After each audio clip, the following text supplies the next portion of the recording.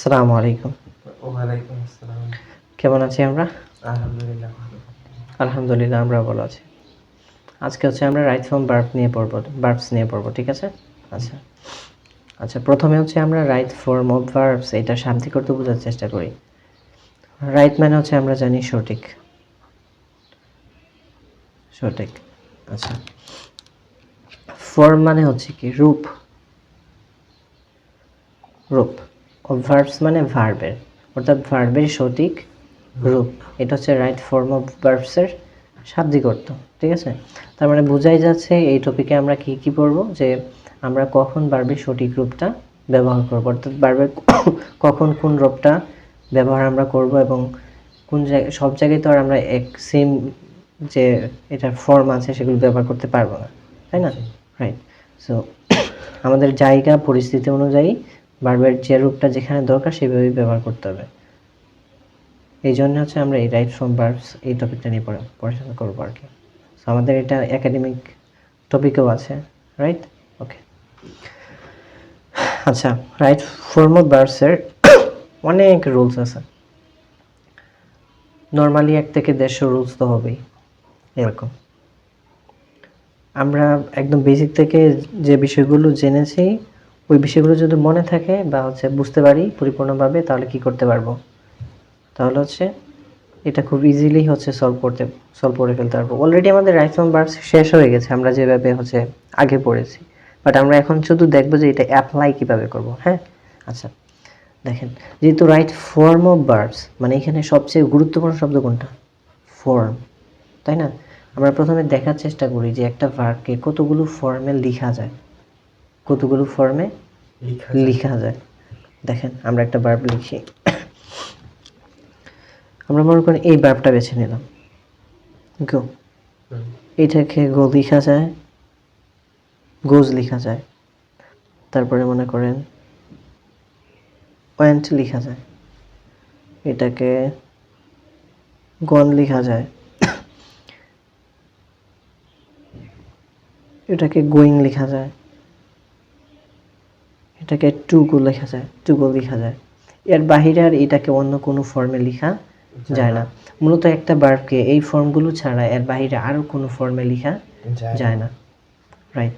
So আমরা একটা ভার্বকে যতগুলো ফর্মে লিখতে পারবো সবগুলো ফর্মে আমরা কি করেছি? লিখে ফেলেছি, রাইট? এখন দেখেন, এই যে ভার্ব, এই ফর্মগুলোকে আমরা লিখেছি না, এই সমস্ত ভার্ব এখানে যেগুলো আছে এই সবগুলোকে দুইটা ক্যাটাগরিতে ভাগ করে ফেলা যায়, একটা ফাইনাইট ভার্ব আর একটা নন ফাইনাইট। যেমন এই যে এখানে এই 3টা ভার্ব আছে, এই 3টা ভার্ব কি? এগুলো কোন verb? Finite verb. Finite verb. আর এই যে নিচের 3টা দেয়া আছে এগুলো কোন ভার্ব? Non finite, right? এটাকে আমরা খুবই মানে ক্ল্যারিফাই করে ফেলি।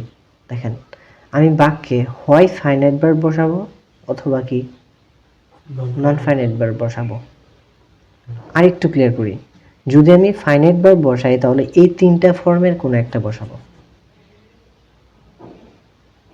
হয় বেস ফর্ম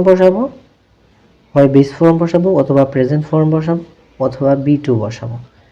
যদি ফাইনাইট হয় তাহলে এই 3টা ফর্মের কোনো একটা হবে। আর যদি ভার্ব নন ফাইনাইট হয় তাহলে হয় V3 হবে, অথবা ভার্ব প্লাস আইএনজি হবে, অথবা ইনফিনিটিভ হবে, to plus verb base form. এটাকে ইনফিনিটিভ বলে, সেটা আমরা আগে থেকেই জানি, ঠিক আছে? রাইট, বুঝতে পারছি? আরেকটু বলি, পৃথিবীর সমস্ত ভার্বকেই এই দুইটা ক্যাটাগরিতে ভাগ করা যায়। একটা কি ফাইনাইট ভার্ব, আর একটা কি নন ফাইনাইট ভার্ব, তাই না? Right. So non finite verb হলে কি হবে, ফাইনাইট ভার্ব হলে কি হবে এটা দেখা যাবে না। যদি এটা ফাইনাইট ভার্ব হয় তাহলে হয় এটা বেস ফর্ম হবে, অথবা B1 হবে, অথবা কি B2। এর বাইরে তো আর ফাইনাইট ভার্ব নেই, এই 3টাই ফাইনাইট হয়। আচ্ছা, নন ফাইনাইট ভার্ব হলে কি হবে, হয় এটা B3 হবে, অথবা ভার্ব প্লাস আইএনজি হবে, অথবা কি হবে টু প্লাস ভার্বের বেস ফর্ম হবে। বুঝতে পারছি? জি। রাইট। এখন বাক্যে যখন কোনো ভার্ব বসে তখন হয় এটা ফাইনাইট বসে অথবা কি বসে, নন ফাইনাইট। নন ফাইনাইট বসে। জি। বুঝতে পারছি কিনা? এখন যদি দেখি আমি ফাইনাইট বসবে তাহলে কি করব, এই তিনটার একটা বসাবো।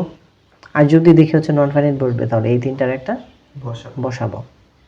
এখন প্রশ্নটা হচ্ছে যে একটা সেন্টেন্সে কখন ফাইনাইট বসবে কখন নন ফাইনাইট বসবে, এটা আমরা গত যে সেশনগুলো ছিল ওখানে শেষ করে ফেলেছি যখন আমরা সিম্পল কমপ্লেক্স এবং কম্পাউন্ড পড়েছিলাম। হ্যাঁ, সিম্পল কমপ্লেক্স কম্পাউন্ড যখন পড়ছি তখন কি করছি যে আমরা জানি যে কোন সেন্টেন্সে কয়টা ফাইনাইট ভার্ব কিভাবে বসে, রাইট? ওকে, এখন দেখেন এটা তাহলে আমরা আবার একটু বলি যে একটা সেন্টেন্সে কয়টা ফাইনাইট এবং কয়টা নন ফাইনাইট ভার্ব বসে। আচ্ছা, আমরা একটু এটা এই সাইডে লিখি। যেমন দেখেন ফাইনাইট ভার্ব কয়টা একটা বাক্যে বসবে সেটা ডিপেন্ড করে কিসের উপরে, ক্লোজ মার্কারের উপরে। হ্যাঁ, রাইট। যেমন সবসময় ক্লোজ মার্কারের থেকে একটা কি থাকে, ফাইনাইট ভার্ব বেশি থাকে। আচ্ছা, ক্লোজ মার্কার বলতে আমরা কি বুঝি? এই যে কনজাংশনগুলো আছে না, যেমন সাবঅর্ডিনেট কনজাংশন, সো দ্যাট, আর কি আছে, although, if, since as, when, ডাব্লিউএস, বিকজ, এগুলো। আর কম্পাউন্ডে কি বসে, বাট, এন্ড, আর ওয়ার বসতে পারে, আদারওয়াইজ বসতে পারে, not only dot dot but also বসতে পারে, আর এন্ড তো বললামই। তারপরে ফর বসতে পারে, সো বসতে পারে। হ্যাঁ, রাইট। সো ক্লোজ মার্কার বলতে আমরা যেটা বুঝি সাধারণত কনজাংশনগুলো, হ্যাঁ, যেগুলো হচ্ছে ক্লোজকে যুক্ত করে, দুইটা ক্লোজকে যুক্ত করে। আচ্ছা, দেখেন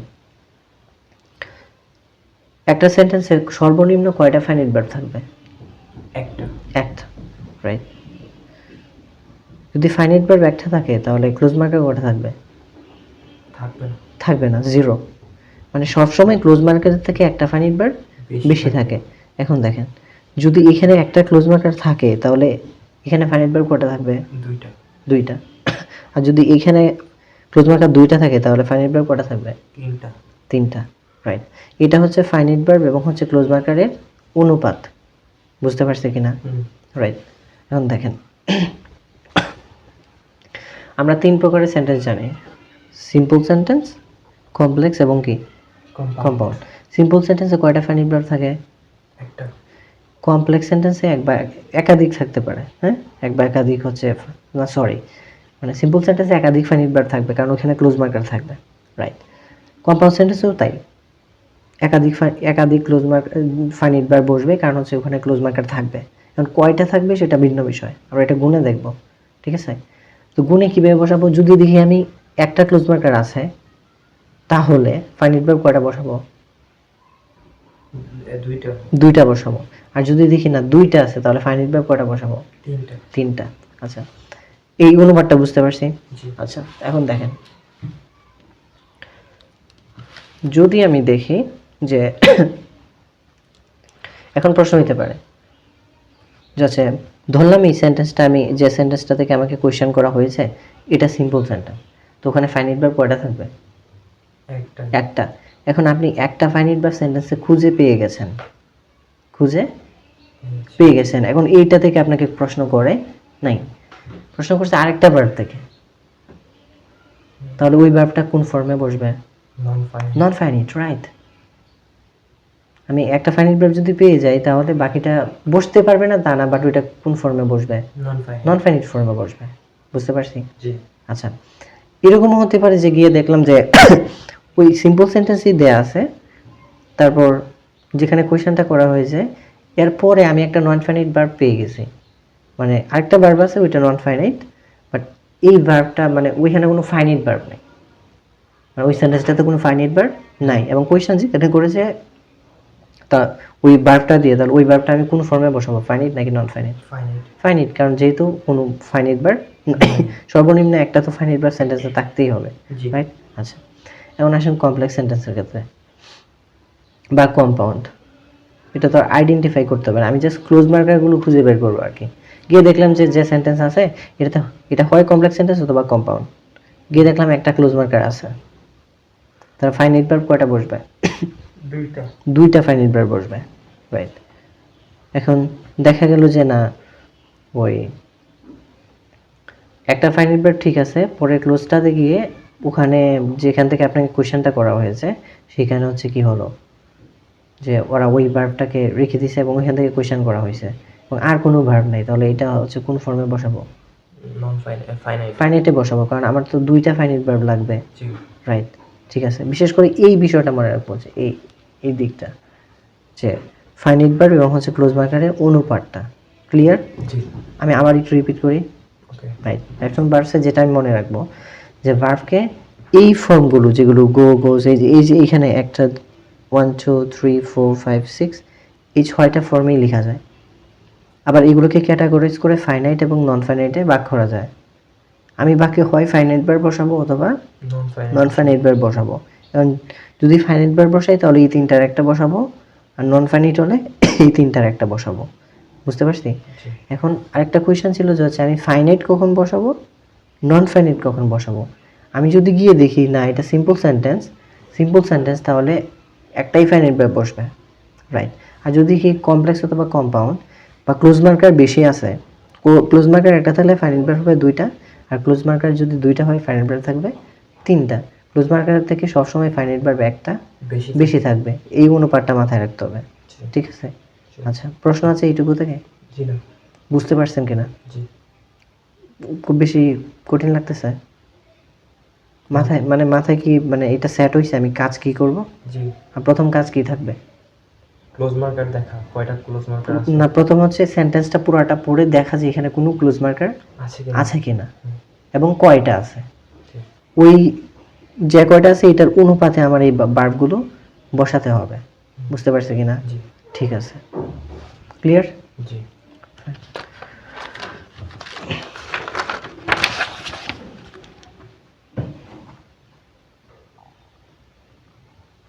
ওকে, আচ্ছা। এখন আমরা ওই যে ফাইনাইট ভার্বের কি কি ফর্ম আছে, বেস ফর্ম আছে, তারপর আর কি আছে, V1 এবং V2। আমরা এখন এই দুইটা শিখি যে কখন বেস ফর্ম বসাবো আর কখন V1 বসাবো, আর V2 কখন বসাবো সেটা আমরা পরে দেখবো, হ্যাঁ? ওকে, আচ্ছা। এখন দেখেন, আচ্ছা আমরা ওই যে মডেল অক্সিলারি পড়েছিলাম না, এগুলো মনে আছে? বলেন তো। ক্যান, কুড,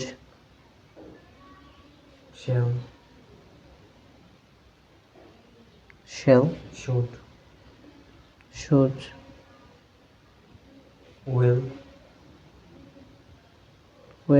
would,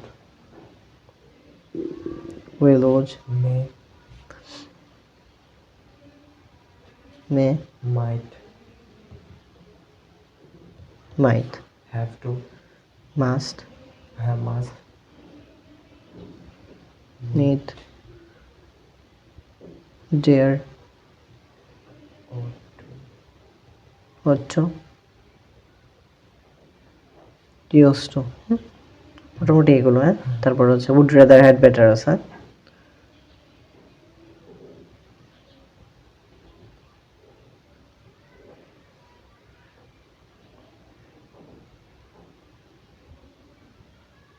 বেটার, ঠিক আছে। আচ্ছা, সো এই যে ভার্বগুলো আছে না, এই যে মডেল অক্সিলারির পরে, এরপরে কোন ফর্ম বসে ভার্বের? Base form, right. So base form বসে, ঠিক আছে, রাইট। আচ্ছা, অনেকেই মনে করে যাচ্ছে বেস ফর্ম আর হচ্ছে এই যে প্রেজেন্ট ফর্ম দুইটা এক, কিন্তু দুইটা আসলে এক না। এটা আমরা দেখি, যেমন দেখেন, মনে করেন যে আমরা এখানে লিখলাম যে ধরুন আমি এটা করতে পারি, এটা ইংরেজি কি হবে? আমি এটা করতে পারি মানে I can do it, I can do it, can dash it. এখন এখানে আপনাকে অনেকগুলো ভার্ব দিয়েছে, মনে করেন যে ডু দিল, ডাস দিল, তারপর মনে করেন হচ্ছে ডিড দেওয়া হলো, তাহলে এখানে আমরা কি বসাবো? ডু বসাবো। কি বসাবো? কারণ হচ্ছে এই মডেল অক্সিলারির পরে সবসময় ভার্বের কোন ফর্ম বসে? বেস ফর্ম বেস ফর্ম, তার মানে এখানে হবে কি ডু ডু। বুঝতে পারছি কি না? আচ্ছা, এখন মনে করেন এই সেন্টেন্সটা আমি এই সাবজেক্টটা চেঞ্জ করে দিলাম, হি ক্যান ড্যাশ ইট। আবার এই তিনটা অপশনেই দেওয়া হলো যে ডু, ডাজ, ডিড। এখন কোনটা বসবে? ডাস ডাজ। এখানেই সমস্যাটা। মডাল অক্সিলারি পরে যদি বেস ফর্ম হয় তাহলে কি এটা ডাজ হবে? বেস ফর্ম কি কখনো ডাজ হইতে পারবে? না, কারণ বেস ফর্মের সাথে তো আর আপনি ইয়াস বা ইয়াস যোগ করতে পারবেন না। তাহলে এখানেও কি হবে? Do do. বাট অনেকেই যেটা ভাবে যে বেস ফর্ম আর প্রেজেন্ট ফর্ম এক, আসলে এক না। এখন যদি কেউ এক ধরে তাহলে তো ওখানে কি বসাই, এটা থার্ড পারসন সিঙ্গুলার, তাহলে এখানে কি বসানোর কথা? ডাজ। বাট এখানে কি ডাজ হবে? না, যেহেতু বেস ফর্ম বসে এখানে ডুই হবে, কারণ বেস ফর্মের সাথে আমি কোনো কিছু অ্যাড করতে পারবো না। জি বুঝতে পারলাম কি না? জি রাইট, ক্লিয়ার এটুকু? জি রাইট। আচ্ছা, এখন দেখেন তো বড় কোয়েশ্চেন লিখে, যেমন এরকম যে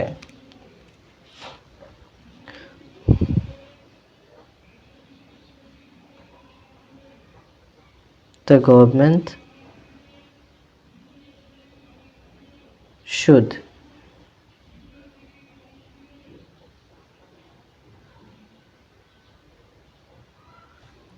take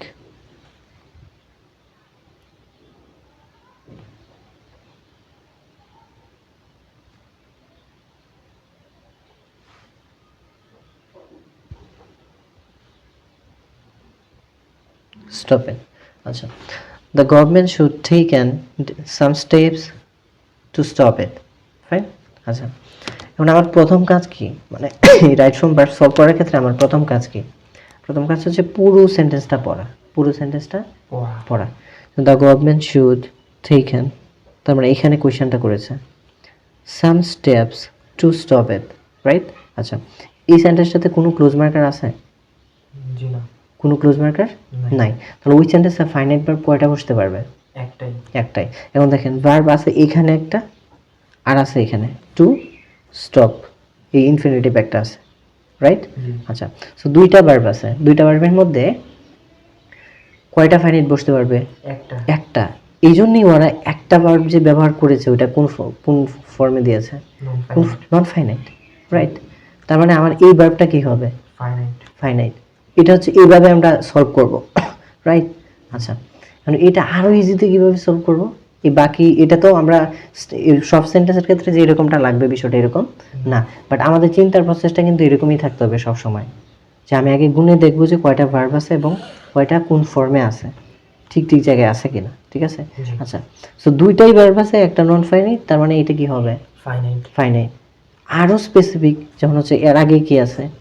মডেল একটা মডাল অক্সিলারি আছে, তাই না? জি আচ্ছা, তো এরপরে ভার্বের কি হবে? বেস ফর্ম তাহলে কি হবে? টেক ঠিক হবে। বুঝতে পারছি? জি আচ্ছা, এখন যারা আসলে এইটাতে কনফিউশন হয়েছিল যে হচ্ছে হি, তাহলে কি হলো এখানে আসলে ডু কিভাবে হলো? ওই যে মডাল অক্সিলারির পরে বেস ফর্ম বসে, এটা খুবই বেসিক একটা বিষয়। বুঝতে পারছে কিনা? রাইট, যেটা আমরা হচ্ছে আমাদের বেসিক সেশনগুলোতে জেনেছি। যেমন এইখানে কিন্তু সেম ঘটনাই ঘটেছে, কিন্তু এইখানে স্টুডেন্টদের সমস্যা নেই। দ্য গভর্নমেন্ট শুড, তো গভর্নমেন্ট কি? গভর্নমেন্ট তো থার্ড পারসন সিঙ্গুলার, তো গভর্নমেন্টকে সামটাইমস প্লুরাল ধরা হয়, বাট ওইভাবে এত না, ঠিক আছে? আচ্ছা, সো মডাল অক্সিলারি আছে এই জন্য কি বসবে? বেস ফর্ম বেস ফর্ম বসবে। হ্যাঁ, জি ক্লিয়ার? জি ওকে, বুঝতে পারছি এটা? জি আচ্ছা,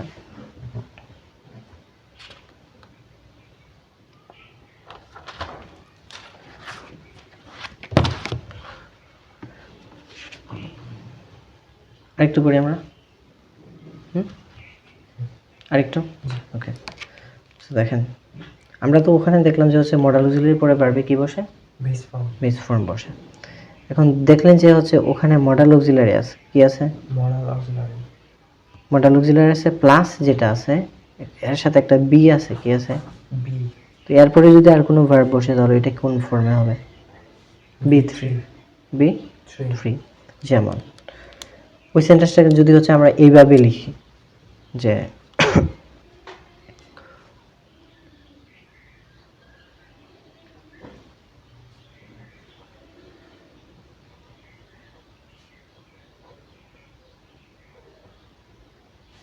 শুড বি, তারপর এখানে দেওয়া হলো টেক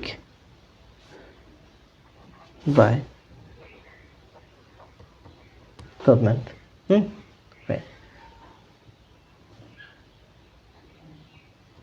ওকে, সো যদি সেন্টেন্সটা এরকম হয়ে যাচ্ছে some steps should be, so এখানে টেক দেওয়া আছে, তো মডেল অক্সিলারি জি এরপরে কি, বি তার মানে এটা কি হবে, V3 তাহলে কি হবে এটা, ঠিক আছে, বুঝতে পারছি। ঠিক আছে, আজকে এই পর্যন্তই থাক। ওকে আসসালামু আলাইকুম। ওয়ালাইকুম আসসালাম।